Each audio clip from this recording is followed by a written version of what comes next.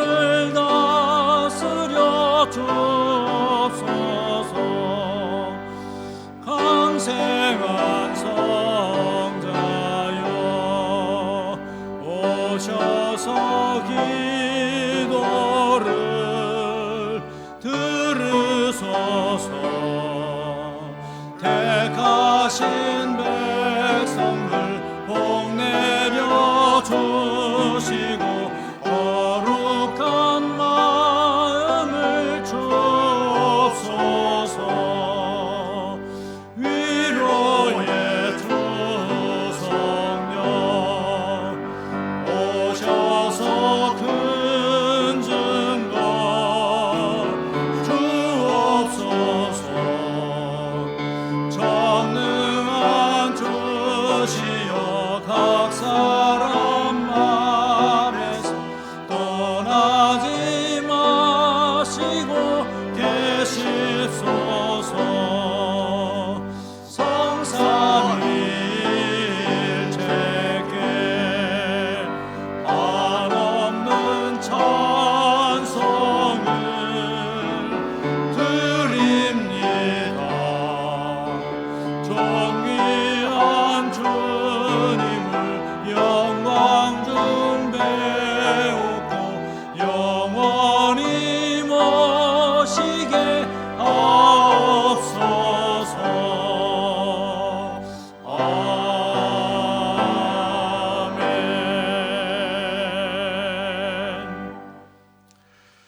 여호와여, 신중에 주와 같은 자가 누구니이까?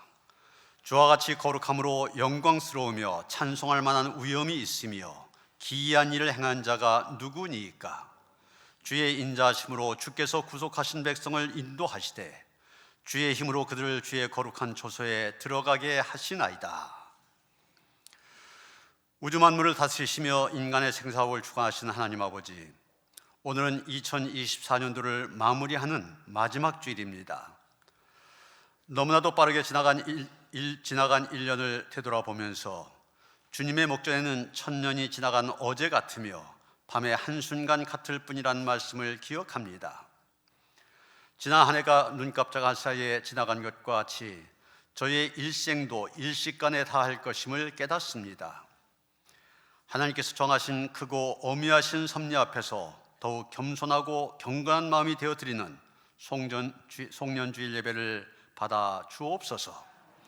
예수 그리스도의 이름으로 기원하옵나이다. 아멘.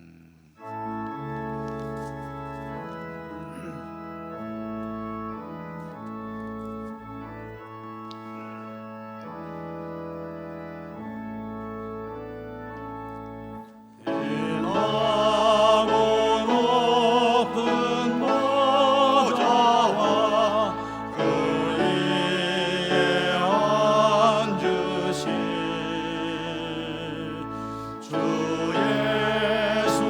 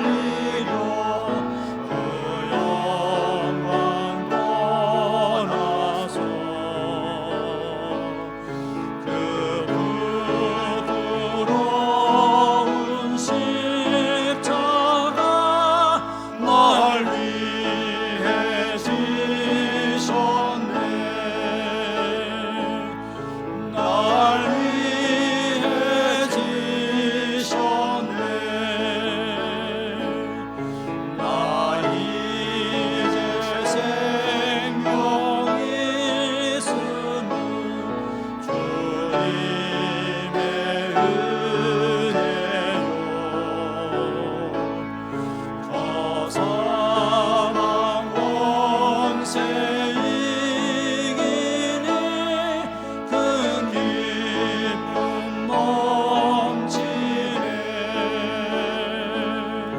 큰 기쁨 넘치네 주님의 보좌 있는데 전하 몸 이르러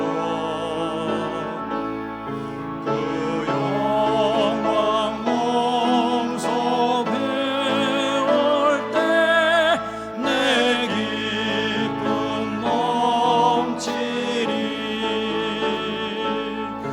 내 기쁨 넘치리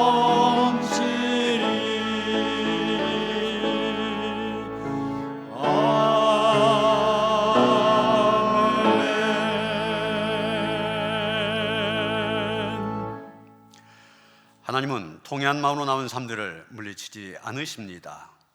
이제 우리 모두 함께 진정으로 우리들이 저진 죄를 뉘우치고 고백합시다. 하나님 아버지, 지난 한 해 또한 저희는 너무나도 게으르고 나태했습니다. 연초에 맡겨신 귀한 직분에 충성을 다하지 못했습니다. 한 해 동안 만났던 수많은 사건 앞에서 기도하지 않고 교만한 마음으로 내 생각만 앞세웠습니다. 성령님의 세미한 음성에도 귀를 기울이지 않았습니다. 지난 1년을 돌아보니 저희는 하나님의 자녀답지 못했고 하나님의 영광을 드러내지 못하였고 하나님의 뜻을 온전히 이루지 못했습니다. 한 해의 끝에서야 주님께서 책망하셨던 게으르고 악한 종의 모습이 저희 안에 있음을 깨닫습니다. 자비로우신 하나님 아버지, 지난 한 해 동안 지었던 저희의 모든 죄와 허물을 용서하여 주옵소서. 예수님의 이름으로 이 고백의 기도를 드립니다. 내 이름으로 일컫는 내 백성이 그들의 악한 길에서 떠나 스스로 낮추고 기도하여 내 얼굴을 찾으면 내가 하늘에서 듣고 그들의 죄를 사하고 그들의 땅을 고칠지라. 할렐루야. 하늘에서 여호와를 찬양하며 높은 데서 그를 찬양할지어다.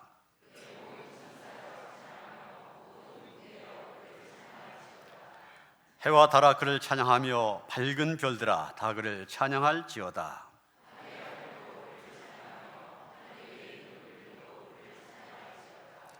그것들이 여호와의 이름을 찬양함은 그가 명령하심으로 지음을 받았음이로다.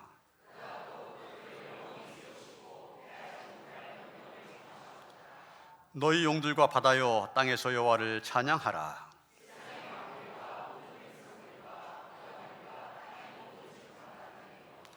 총각과 처녀와 노인과 아이들아 여호와의 이름을 찬양할지어다.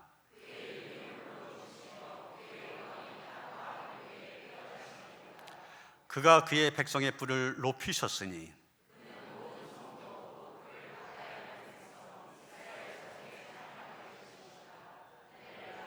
아멘.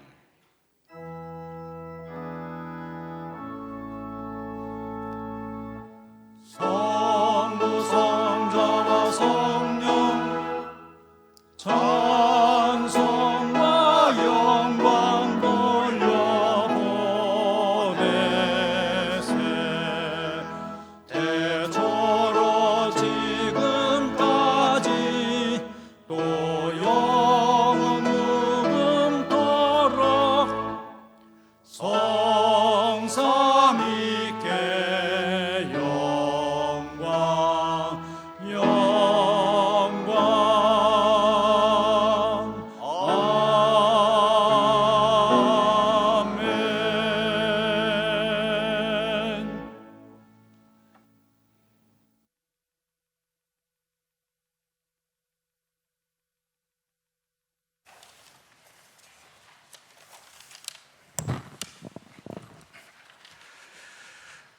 할렐루야. 찬양을 받으시기에 합당하신 살아계신 하나님 아버지, 오직 주님만이 우리들의 왕이 되시고 주권자 되시며 피난처 되심을 고백합니다. 죄악으로 죽을 수밖에 없는 인생들을 찾아오셔서 십자가를 지기까지 참으시고 끝까지 사랑하심으로 하나님의 자녀됨의 권세와 내주하시는 성령님의 도심을 덧입고 오늘 또 이렇게 예배자의 삶을 살 수 있도록 은혜 베풀어 주심에 감사함을 드립니다. 주님, 이 시간 신령과 진정으로 드리는 우리들의 예배를 받아 주옵소서. 주께는 영광이요 우리들의 각자의 심령은 회복과 치유, 기쁨과 감사가 넘치는 예배가 되게 하옵소서. 주님, 우리가 한 주간을 지내오면서 주님 말씀 붙잡고 하나님을 사랑하고 이웃을 내 몸과 같이 여기며 살겠노라 마음으로는 다짐하며 생활했지만 우리들의 제약된 본성 때문에 시험과 유혹 앞에서 넘어지고 탐욕과 이기심으로 다짐했던 바대로 살아내지 못했음을 고백합니다. 내 안에 제약을 이길 힘이 없음을 깨닫고 십자가 의지하여 담대히 주께로 나왔사오니 주께서 흘리신 보혈로 우리의 연약함을 간간케 하시고 모든 제약들을 정결하게 씻어 주시옵소서.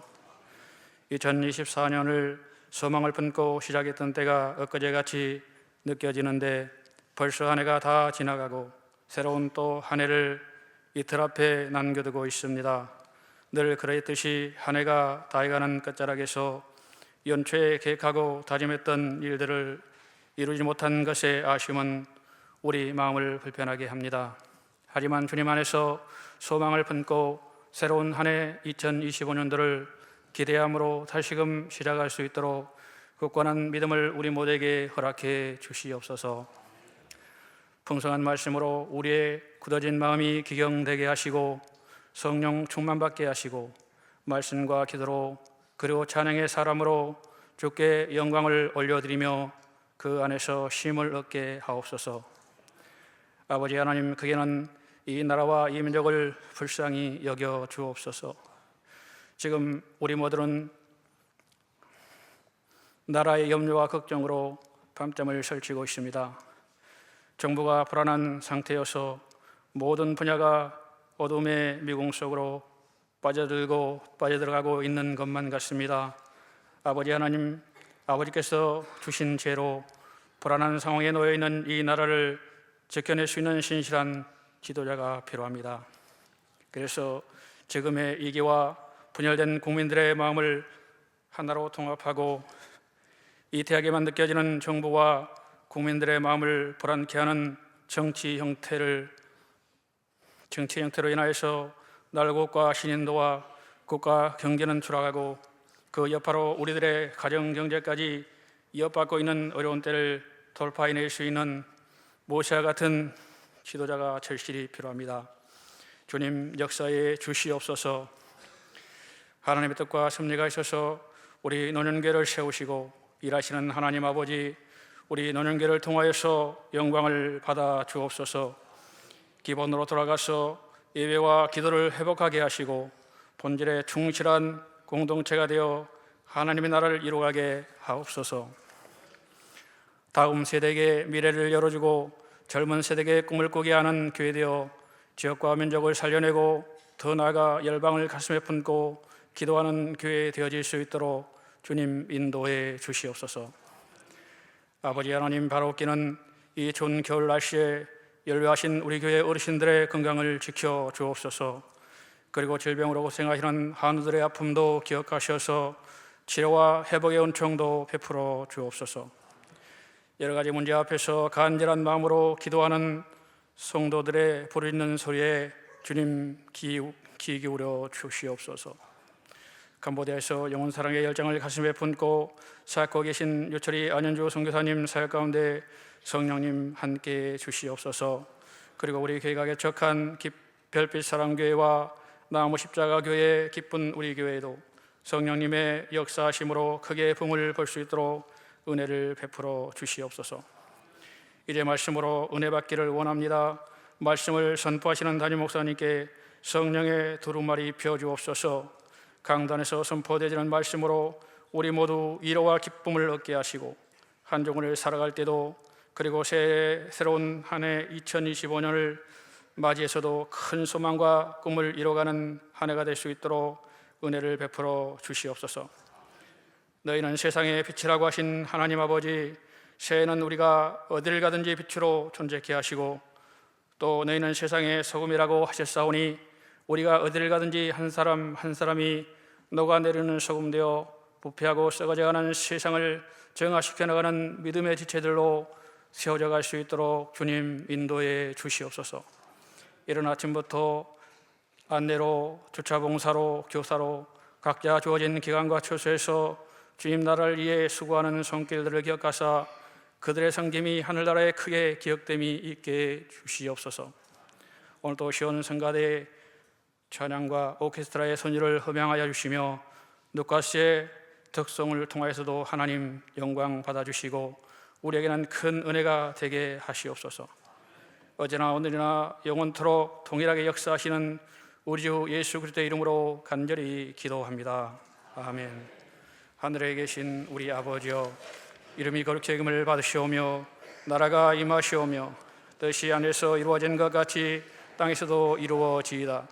오늘 우리에게 일용할 양식을 주시옵고 우리가 우리에게 지은 자를 사하여 준 것 같이 우리 죄를 사하여 주시옵고 우리를 시험에 들게 하지 마시옵고 다만 악에서 구하시옵소서. 나라와 근세와 영광이 아버지께 영원히 있사옵나이다. 아멘.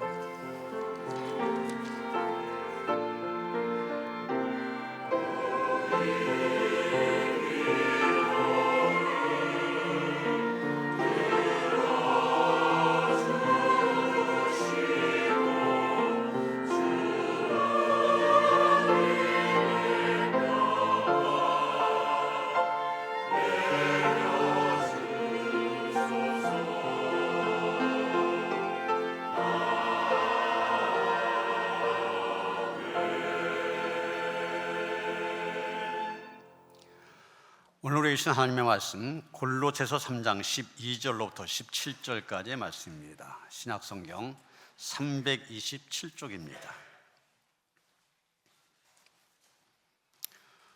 골로새서 3장 12절로부터 17절까지의 말씀 봉독합니다.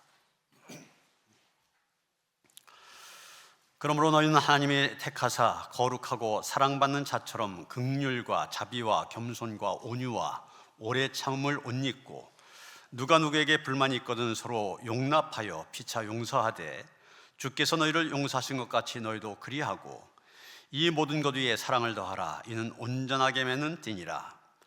그리스도의 평강이 너희 마음을 주장하게 하라. 너희는 평강을 위하여 한 몸으로 부르심을 받았나니 너희는 또한 감사한 자가 되라. 그리스도의 말씀이 너희 속에 풍성히 거하여 모든 지혜로 피차 가르치며 권면하고 시와 찬송과 신령한 노래를 부르며 감사한 마음으로 하나님을 찬양하고 또 무엇을 하든지 말에나 일에나 다 주 예수의 이름으로 하고 그를 힘입어 하나님 아버지께 감사하라. 아멘.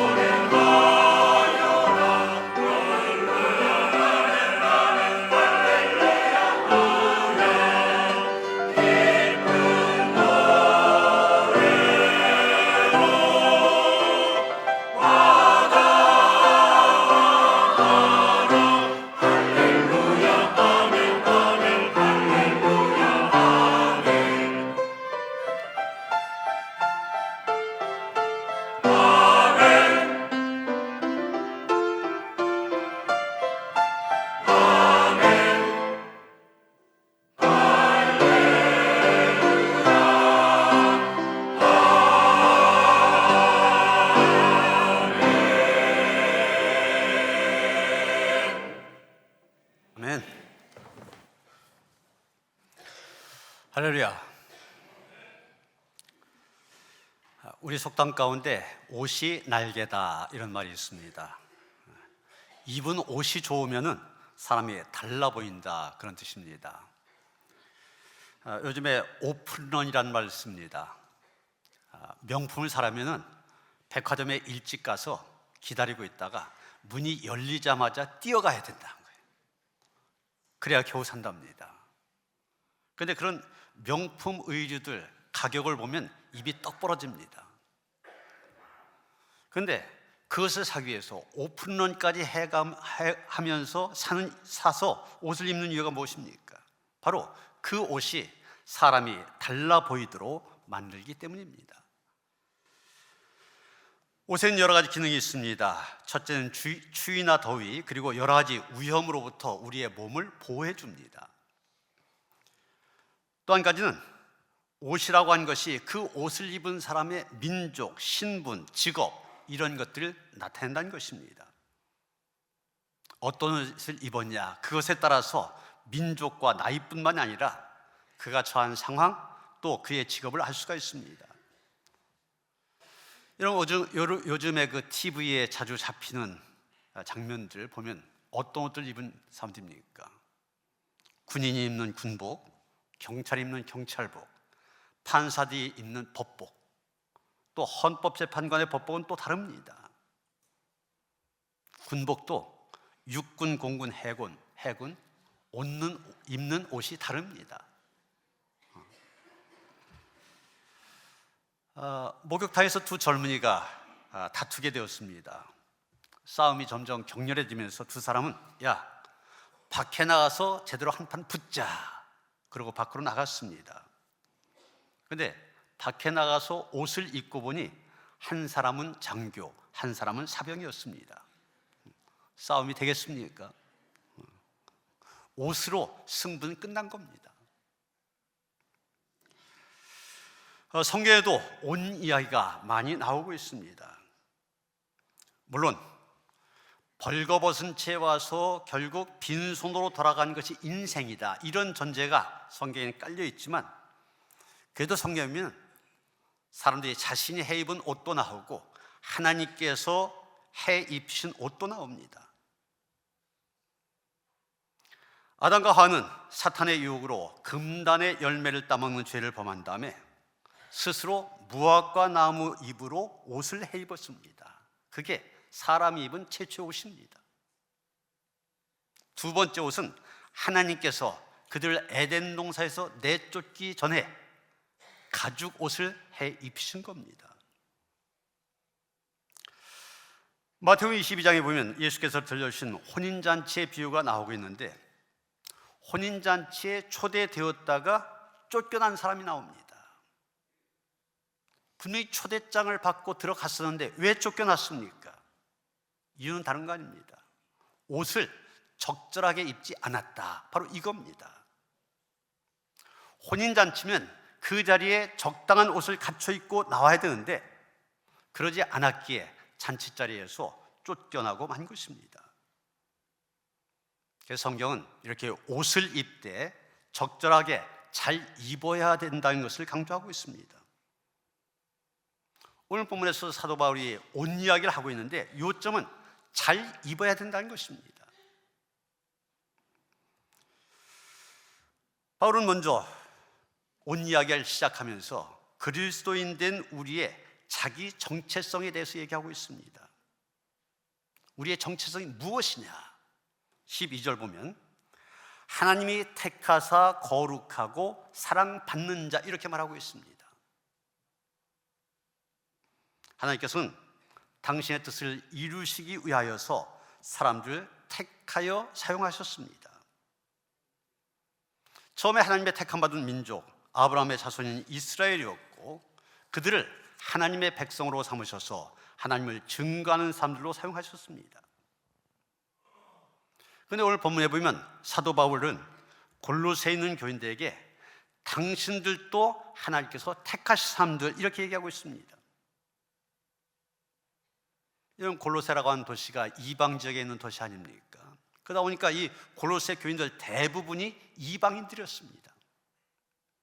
이스라엘 백성뿐만이 아니라 이방인인 골로새 교인들도 예수 그리스도를 통하여 하나님께로부터 선택받은 하나님의 백성이 되어진 것입니다. 그런데 우리가 보통 착각한 것이 하나 있습니다.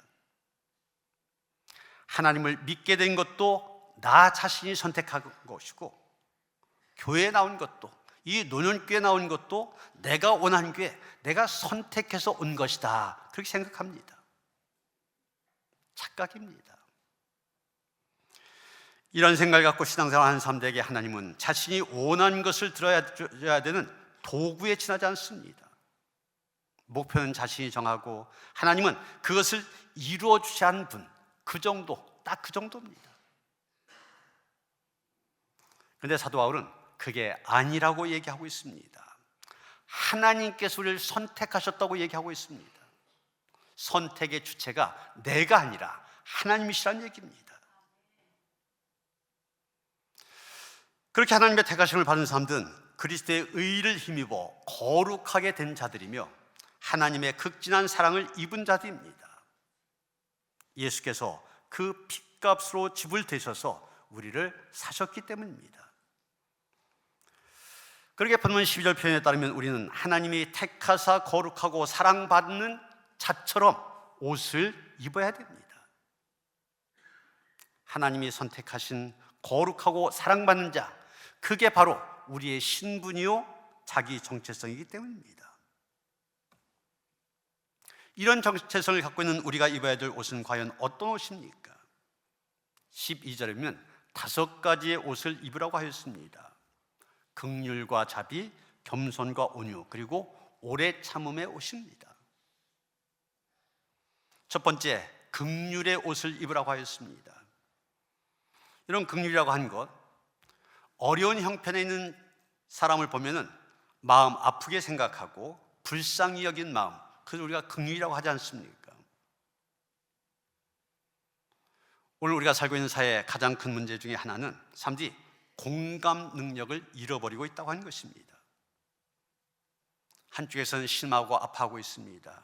그런데 다른 한쪽에서는 그것에 대해서 귀를 막고 자기들 이야기만 하고 있습니다.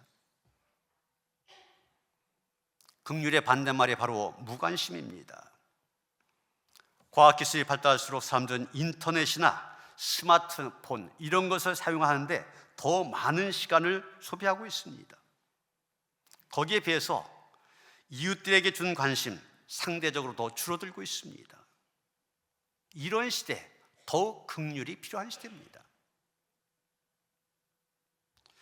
저는 우리 교회 청년들 참 볼 때마다 기특하고 사랑스럽고 또 자랑스럽기까지 합니다.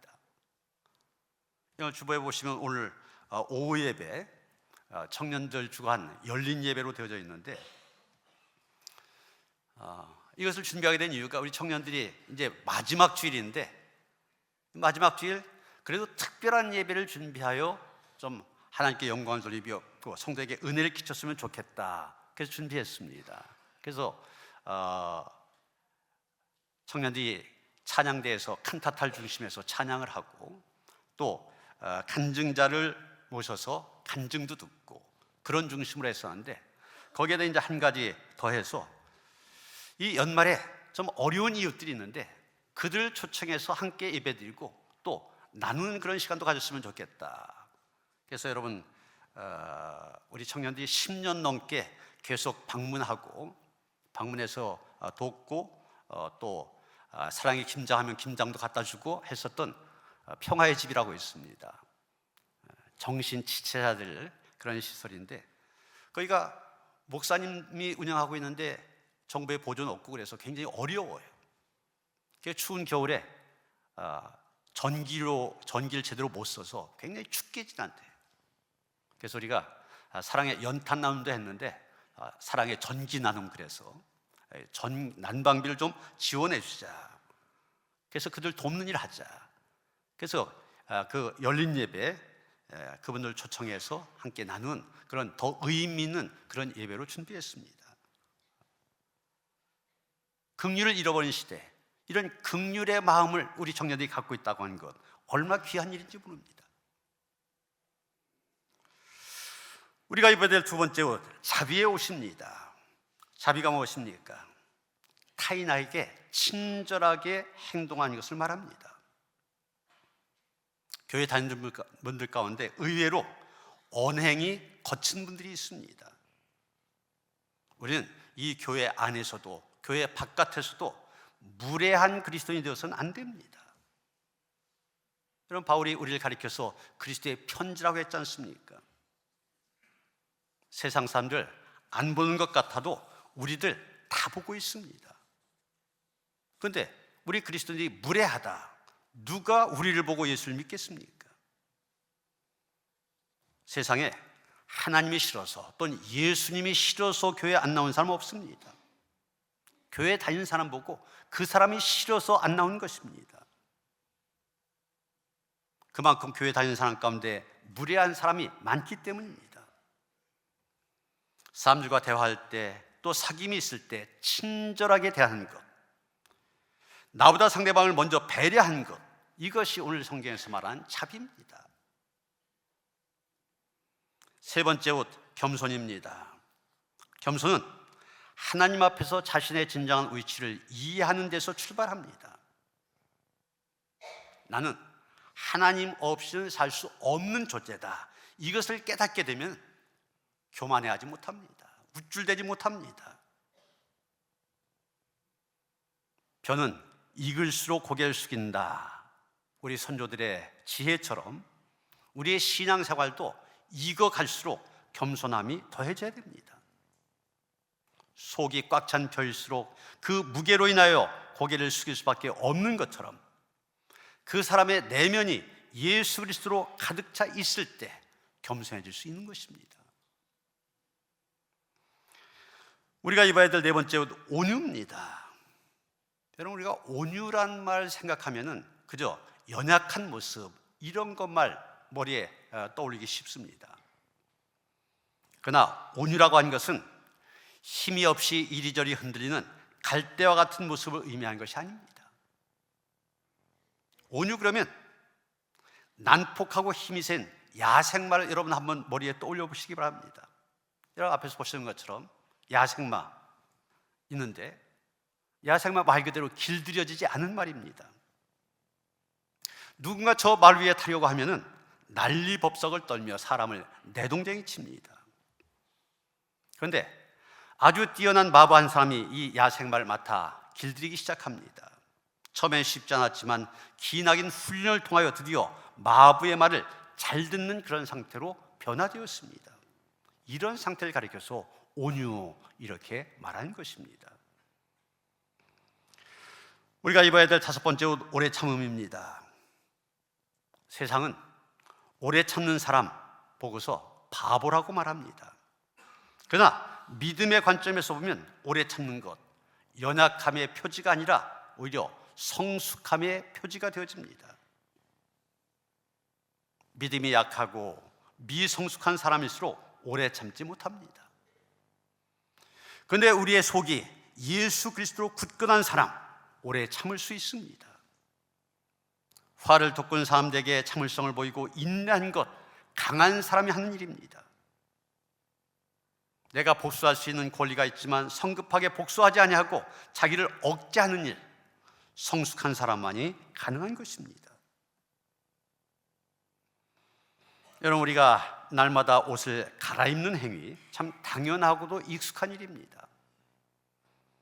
우리는 잠에서 깨어나자 제일 먼저 아무 생각 없이 옷부터 갈아입지 않습니까? 이제 하나님께서 택해 주셔서 거룩하고 사랑받는 자가 된 우리들, 아침에 자고 일어나면 옷을 입는 것처럼 아주 익숙하게 긍휼과 자비, 겸손과 온유, 오래 참음을 우리의 생활 속에서 나타내야만 합니다.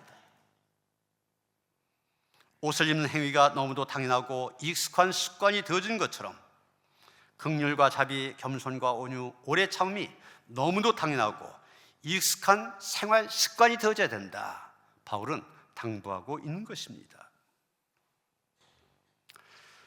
이 다섯 가지 옷을 입으라고 부탁한 사도 바울은 이어서 그리스도인이 갖춰야 될 네 가지의 덕에 대해서 얘기하고 있습니다. 용서와 사랑, 평강과 감사입니다. 먼저 13절 봅니다.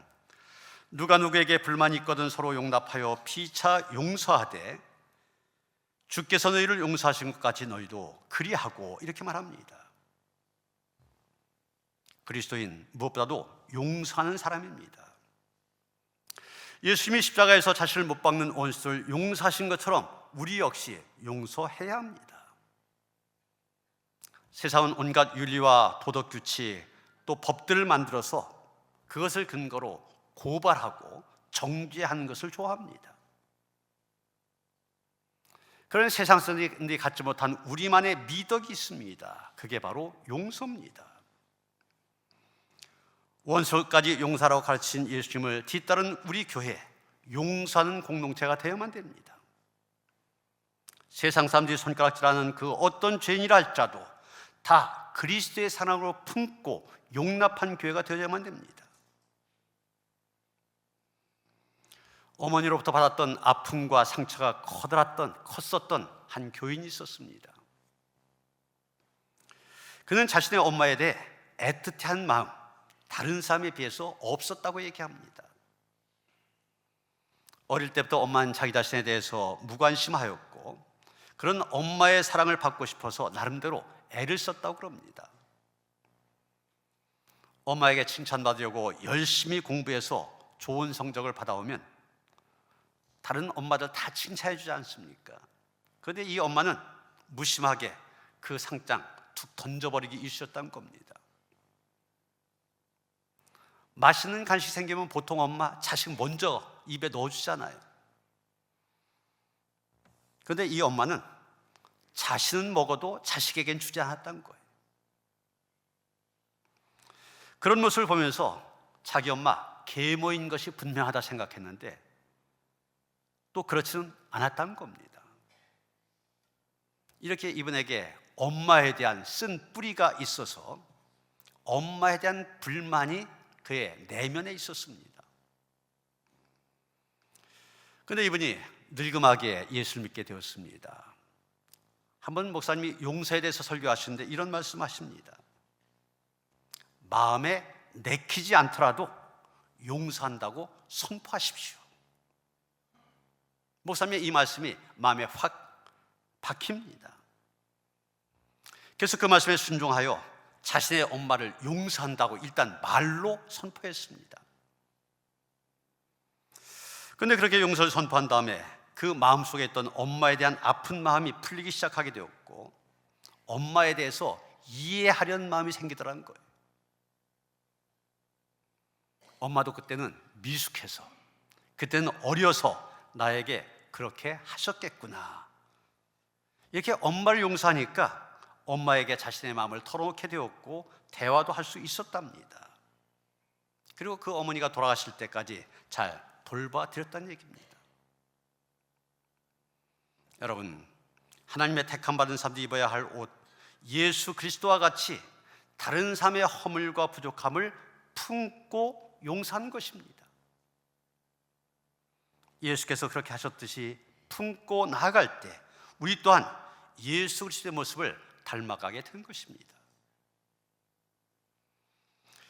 그 다음에 14절 보시면 이 모든 것 위에 사랑을 더하라, 이는 온전하게 맺는 띠니라, 이렇게 말하고 있습니다. 여기 이 모든 것, 앞에서 말한 긍휼과 자비, 겸손과 온유, 오래 참음과 용서, 이 모든 것을 말하는 것입니다. 이 모든 것, 그리스도인 된 우리가 당연히 지켜야 될 덕목들입니다. 그런데 당연히 해야 되는데 이 모든 것들을 의무적으로 억지로 한다면 그만큼 어려운 일 없습니다. 그건 율법이 되는 겁니다. 마음에도 없는 위선적인 행위를 하게 되는 것이고 그런 그 마음에 기쁨이 있을 수가 없습니다. 그런데 이 모든 것 위에 사랑을 더하면 달라집니다. 모든 것 위에 사랑을 더한다, 무슨 얘기입니까? 이 모든 일을 행할 때 그 동기가 바로 사랑이 돼야 된다는 얘기입니다. 하나님을 사랑하고 이웃을 사랑함으로 하나님과 이웃을 섬길 수 있다고 한다면 그것처럼 기쁘고 감사한 일이 없는 것입니다. 그리고 이 모든 것 위에 사랑을 더한 것, 또한 예수님께서 행하신 일이었습니다. 예수께서 행하신 모든 일들, 죄인된 사람들을 사랑하셔서 하신 일입니다. 때로는 제자들 꾸짖기도 하셨습니다. 사랑으로 인한 것이었습니다. 십자가에서 돌아가셨던 것도 의무나 강제에 의해서가 아니라 긍휼과 자비의 마음으로 감당하셨던 것입니다. 하나님의 택하심을 받은 자들 모든 일을 할 때 예수 그리스도와 같이 사랑을 동기로 해야만 됩니다. 영국 런던에 유명한 주정꾼이 있었습니다. 낮에도 술 마시고 싸우고 끄떡하면 부인을 구타하고, 그래서 이웃사람들의 미움을 사고 있었습니다. 어느 날도 술 마시고 싸우다가 경찰에 체포까지 되었습니다. 경찰서로 연행된 사람들은 그를 비웃고 조롱하였습니다. 그런데 그때 한 소녀가 이 주정꾼 옆으로 달려갑니다. 아저씨, 힘내세요. 제가 경찰서까지 함께 가드릴게요. 곁에서 명랑하게 노래 부르며 함께 걷는 소녀를 보며 이 주정꾼의 눈에서 눈물방울이 쏟아지기 시작하였습니다. 이 소녀가 바로 구세군의 창설자 윌리엄 부스의 부인 캐서린 부스 여사입니다. 그녀가 12살 때 얘기입니다. 이름난 주정꾼을 소녀의 사랑이 해결시켜 그리스도인이 되게 한 것입니다. 그녀 안에 있는 예수 그리스도의 사랑이 주정꾼이지만 그를 긍휼히 여기는 마음을 갖게 하였습니다. 못된 죄인의 모습이지만 용납하게 만들었습니다. 그 사랑으로 내 이웃을 내 몸처럼 사랑하였더니 변화의 역사가 일어난 것입니다.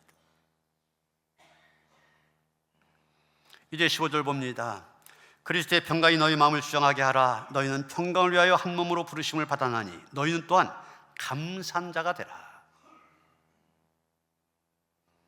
여러분, 우리에게서 평강이라고 하는 것 너무 소중한 것입니다. 그런데 이 평강이라고 하는 선물, 우리 자신에게서 오는 것이 아니라 주님께서 오는 것임을 얘기하고 있습니다. 그래서 바울은 그리스도의 평강, 다른 평강이 아니라 그리스도의 평강이 우리의 마음을 주장하게 하라, 그렇게 얘기하고 있는 것입니다.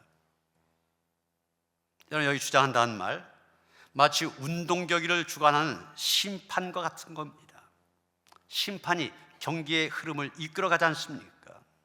그런 것처럼 평강, 그리스도의 평강이 우리의 마음을 이끌어가게 하라는 당부입니다. 심리학자들에 따르면 우리 속에서 마음의 평강을 빼앗아가는 5가지의 적이 있다고 그럽니다. 첫 번째 적은 탐욕입니다. 지나친 소유욕을 가리키는 것입니다. 두 번째는 야욕입니다. 지나친 성취욕을 말합니다. 난 그렇게 되고야 말겠다. 난 그것을 꼭 갖고야 말겠다. 이런 지나친 욕심이 평강을 뺏어간다는 겁니다. 셋째는 질투입니다. 내가 못 살아서가 아니라 남이 나보다 잘 살아서 불만입니다. 이런 질투한 마음이 있을 때 영원히 평강을 누릴 수 없습니다. 네 번째, 분노입니다. 우리는 자기 마음을 다스릴 줄 몰라 후회를 많이 합니다. 쉽게 분노한 사람 평강이 있을 수가 없습니다. 다섯째가 교만입니다. 자기의 자기됨을 겸손하게 인정하지 못하고 언제나 허황된 교만을 따라 살 때 마음에 평강이 없습니다. 그렇습니다. 탐욕이, 야욕이, 질투가, 분노가, 교만이 우리의 마음을 지배하게 되면 그 안에 평강이 있을 수가 없습니다. 우리는 무슨 일을 하든지 예수 그리스도에게서 오는 평강이 우리의 마음을 지배하도록 내드려야만 됩니다. 마지막 17절 봅니다. 또 무엇을 하든지 말에나 일에나 다 주 예수의 이름으로 하고 그를 힘입어 하나님 아버지께 감사하라. 항상 감사한 마음을 갖고 살아야 된다는 얘기입니다. 그런데 이 감사 언제 우리 안에 생기냐? 내 마음을 낮은 곳에 둘 때 감사가 생깁니다. 마음을 높은 곳에 두면 원하는 것이 그만큼 많다면 언제나 불평과 원망 그치지 않습니다. 어떤 부부 사이에 늘 티격태격 싸움이 그치지 않았습니다. 아내가 볼 때 남편이 하는 일 하나도 마음에 들지 않았습니다. 교사인 아내가 볼 때 남편 하는 모든 일들, 밉상스러운 일만 골라서 한 겁니다. 커피를 즐기는 것은 기본이고 술과 담배까지 찌들어 산 것 너무 싫었습니다. 이렇게 미워지기 시작하니 연애할 땐 그렇게 멋있게 보이던 넓은 이마, 쭉 뻗은 콧잔등까지도 보기 싫어졌습니다. 아이들 때문에 또 주변 사람들 눈총 때문에 갈라서진 못하지만 그야말로 한 가족 두 지붕 억지로 살고 있었습니다. 그런데 늘 이렇게 아웅다웅 다투던 부부가 어느 순간부터 눈에 띄게 금슬이 좋아진 겁니다. 등산을 같이 다니는가 하면은 서로의 취미와 습관도 존중해주기 시작하였습니다. 친구가 남편에게 물었습니다. 그 비결이 무엇이냐? 남편이 대답합니다. 그저 여자들 말만 잘 들으면 된다는 겁니다. 여자들이라고 그랬어요. 아니 여자들 무슨 얘기냐? 그랬더니 한 사람은 아내고 다른 여자는 내비걸, 내비게이션에서 길 안내하는 여자인데 이 두 여자의 말만 잘 들으면 만사형통이다 그러더라는 거예요. 어느 순간 남편이 아내의 눈높이로 내려와서 아내가 하는 말 무조건 당신 말이 맞는다 맞장구를 쳤더니 싸울 일이 없더라는 거예요. 오늘 여러분도 어떤 체제에 있든지 마음을 낮추고 항상 감사한 마음으로 한 해를 보내고 새해를 맞이하시길 바랍니다. 여러분 2024년을 보내면서 2025년 새해 더욱 멋지게 아름답게 보여지기를 원하십니까? 옷이 날개라고 했는데 좋은 옷 입으셔야만 됩니다. 그 옷 사도 바울이 추천하는 옷입니다. 긍휼과 자비와 겸손과 온유, 오래 참음의 옷을 입으시기 바랍니다. 여러분이 이 옷을 입는다면 분명히 여러분의 모습 새로워질 것입니다. 이 옷에서부터 여러분의 인격이 아침 햇살과 같이 찬란하게 온 세상을 두루 비추게 될 것입니다. 무엇보다 이 옷을 입는 순간 여러분의 인격 깊은 곳에서부터 용서와 사랑, 평강과 감사의 샘물이 흘러나와 이 세상을 더욱더 아름답게 만들 것입니다. 새해를 맞이하는 시간에 새 옷 멋지게 차려입고 새 마음으로 새 소망 가운데 희망이 가득 찬 새해를 맞이하는 모든 성도들 되어주시기를 주님의 이름으로 축원합니다. 하나님, 육신의 겉옷에만 치중하지 말게 하시고 관심 갖지 말게 하시고 우리 안에 입어야 될 옷들, 사도 바울이 권면한 옷들 잘 입게 하여 주시옵소서. 그 입을 통하여 그리스도의 편지되어 살게 하시고 그 입을 통하여 하나님께만 영광 돌릴 수 있게 하시며 그 옷을 통하여서 세상의 만삼되게 주의 은혜, 사랑 나누기에 부족함이 없도록 함께 하시옵소서. 예수 그리스도 이름 받들어 기도하여 싸움나이다. 아멘.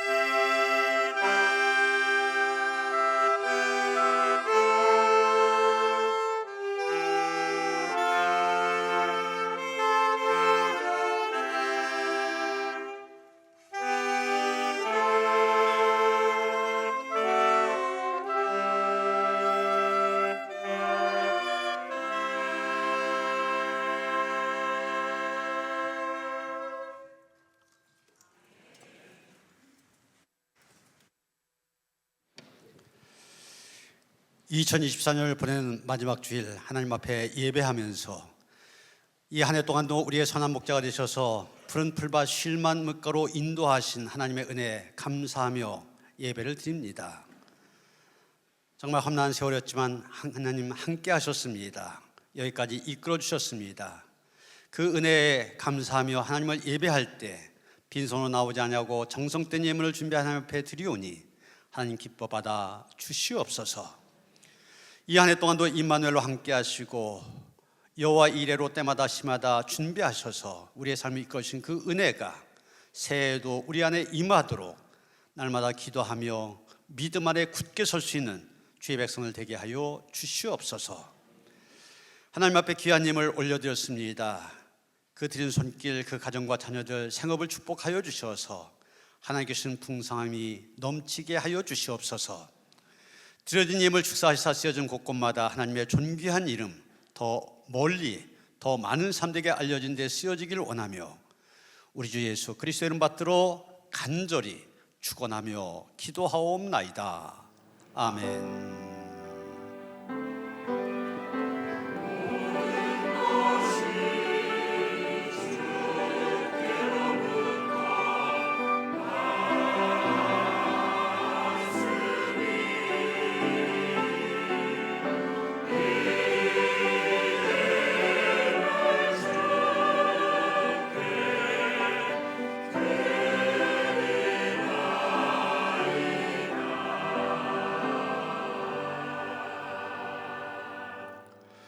평화의 살 나누시겠습니다. 주님이 주신 평화가 함께 하시기 바랍니다. 네, 인사하시고요.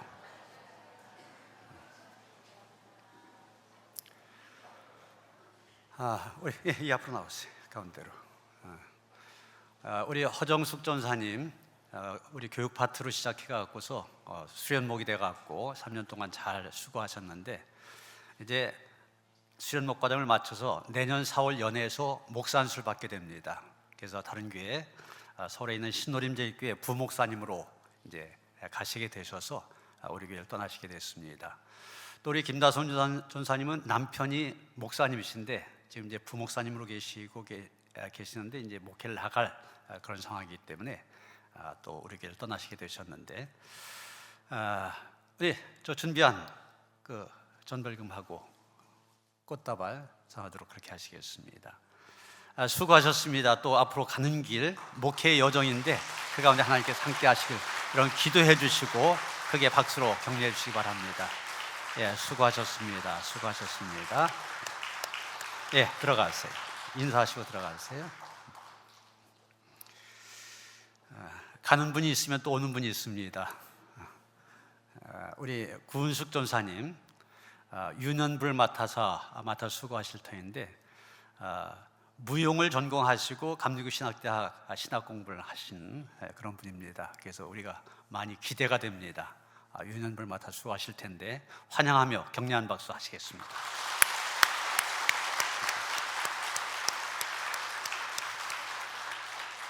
오늘 오후 예배 말씀드린 것처럼 청년부 주간 열린 예배로 드립니다. 2시에 예배를 드리는데 우리 청년 찬양대에서 열심히 칸타타를 준비해서 찬양을 하고 또 이명호 대표라고 우리 고 이응훈 장로님의 막내 아들 이진호 장로님의 막내 동생입니다.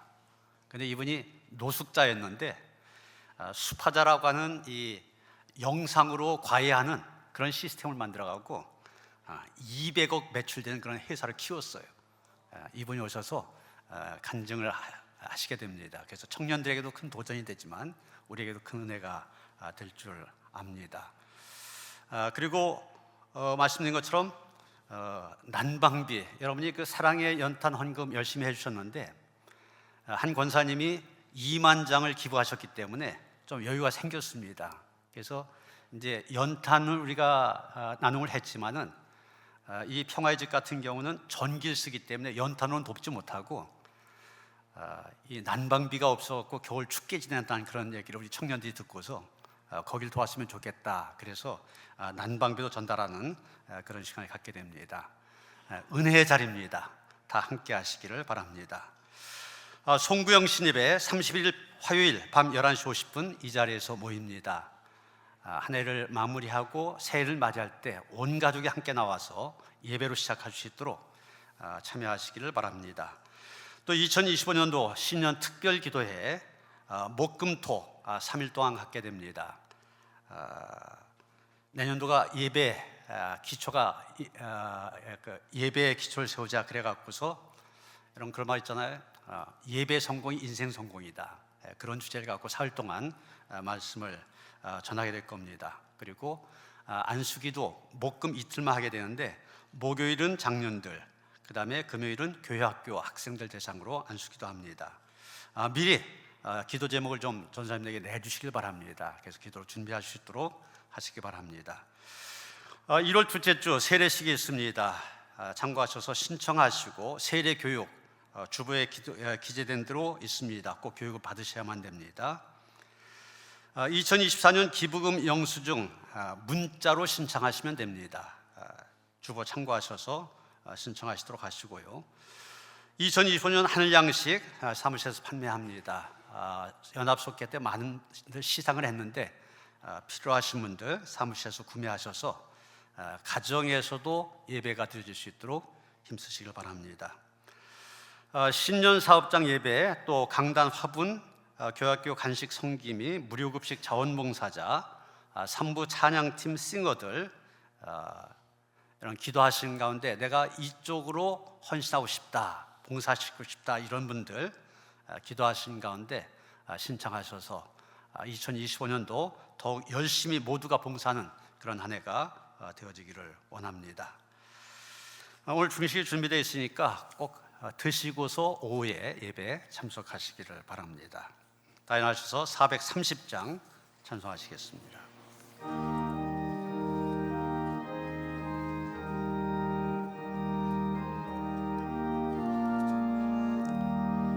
주와 같이 길 가는 것 즐거운 일 아닌가. 우리 주님 걸어가신 알자취를 밟겠네. 한 걸음 한 걸음 주 예수와 함께 날마다 우리 걸어가리. 어린아이 같은 우리 미련하고 약하나 주의 손에 이끌리어 생명길로 가겠네. 한 걸음 한 걸음 주 예수와 함께 날마다 우리 걸어가리. 꽃이 피는 들판이나 험한 골짜기라도 주가 인도하는 대로 주와 같이 가겠네. 한 걸음 한 걸음 주 예수와 함께 날마다 우리 걸어가리. 예수 지자 해놓은 같이 우리들도 천국에 들려 올라갈 때까지 주와 같이 걷겠네. 한 걸음 한 걸음 주 예수와 함께 날마다 우리 걸어가리.